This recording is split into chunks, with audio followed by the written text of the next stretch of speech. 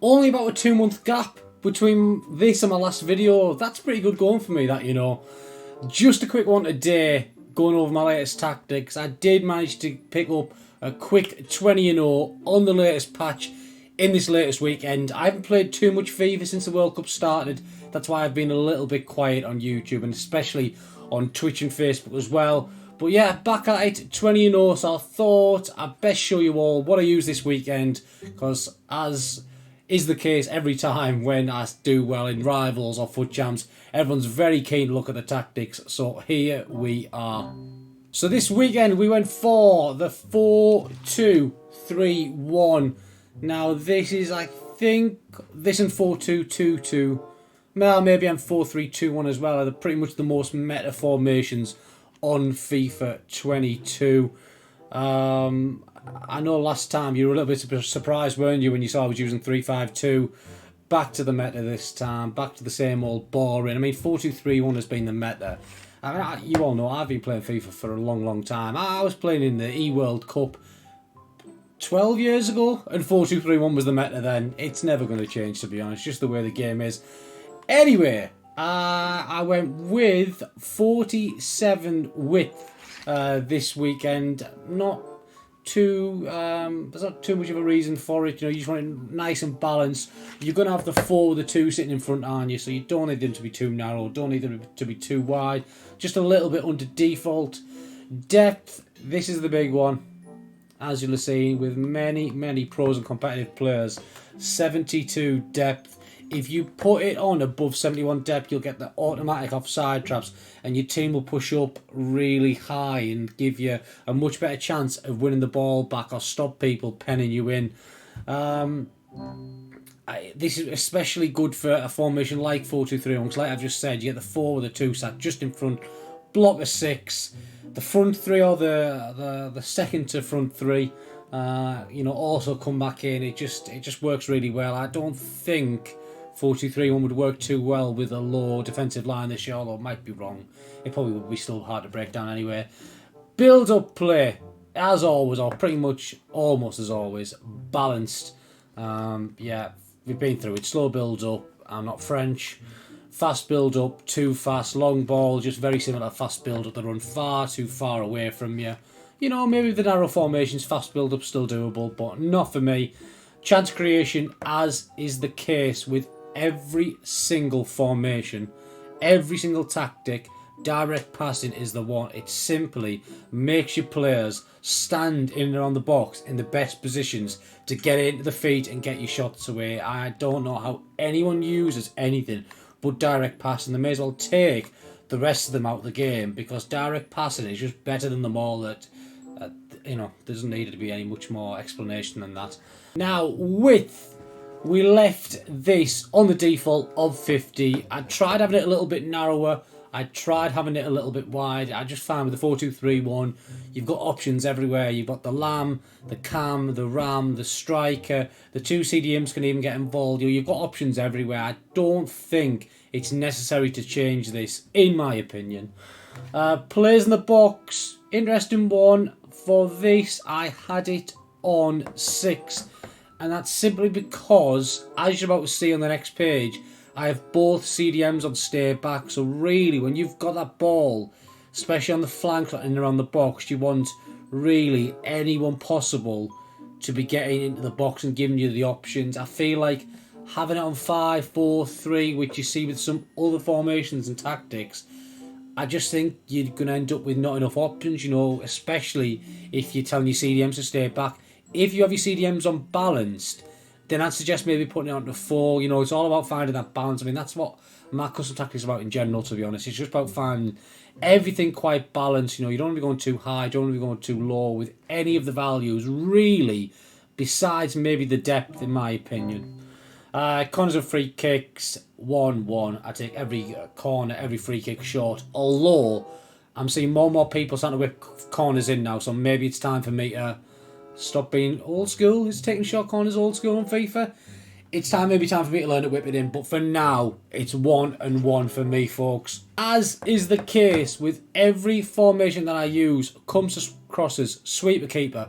Why would you not want your keeper to come for crosses When he does come for crosses, he wins the ball 99.9% of the time. Pretty obvious, isn't it? Sweeper keeper, same thing.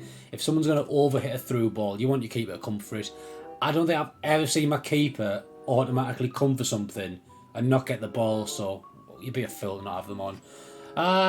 Stay back overlap on the fullbacks. A little bit contradictory, isn't it? Because you're doing your run type of overlap when you're telling them to stay back, but if you do ever want them running forward, which let's face it, it's very rare, you want them running around your wide player, your Ram or your Lamb, don't you? You don't want them. What's the other option? Is it? I've never used it. Inverted. Why would you want that? That's just silly. That's just silly, isn't it? CDMs. Interesting one. Well, this bit isn't very interesting. Stay back while attacking on both CDMs. Now, what you will see with, I would say, 85% of other decent players, and they will also do this. They'll have it on cover centre.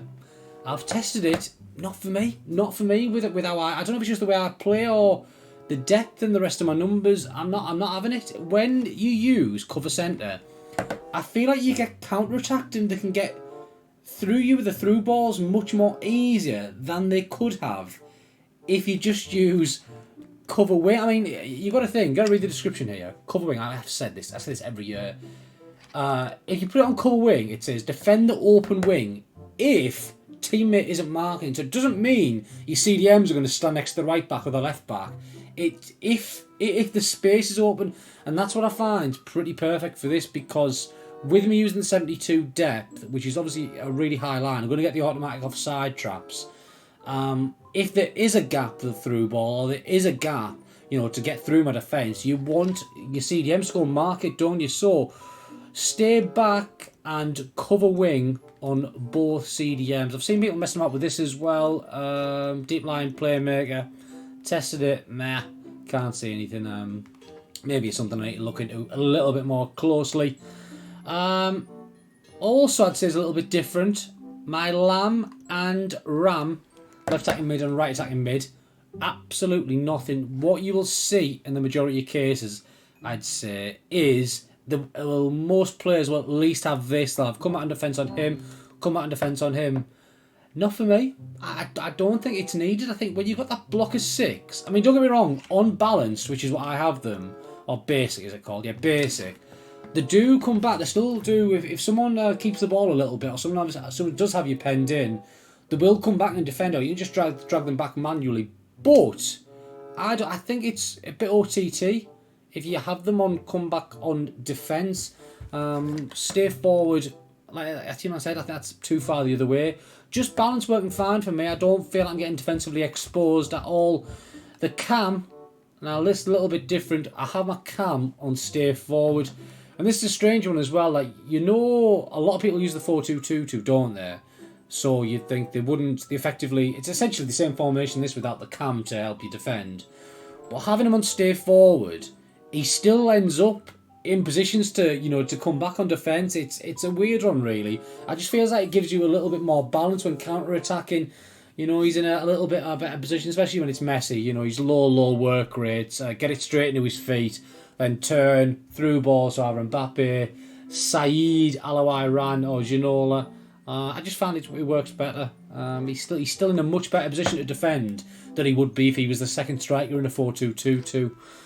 And finally, David Ginola getting behind and again stay forward. I think when you're using 4-2-3-1 and you've got these three to do any of your defensive duties, you do not need him coming back or even balanced. You want him sitting right up there. You want him on the centre back. You want him making runs to get him behind. I have dabbled with stay central as well, but don't mind him moving either way. I found that it's worked well anyway. Like I said, 20-0 in under 2 hours this weekend, off the back of hardly playing a game of FIFA since the start of the World Cup. So yeah, give those a go, boys. Let me know what you think. I did say last video, didn't I? I did say comment down below. I'll try and get back to you all, and let's face it, it hasn't really happened, has it? I'm a busy man these days. But if you enjoyed the video, hit like button, subscribe, Do leave comments, and I promise this time I will try and get back to any questions. I've also got a 4-3-2-1 video coming out in the next couple of days, so look out for that. Until the next one, boys, have a good one, and I'll see you all later.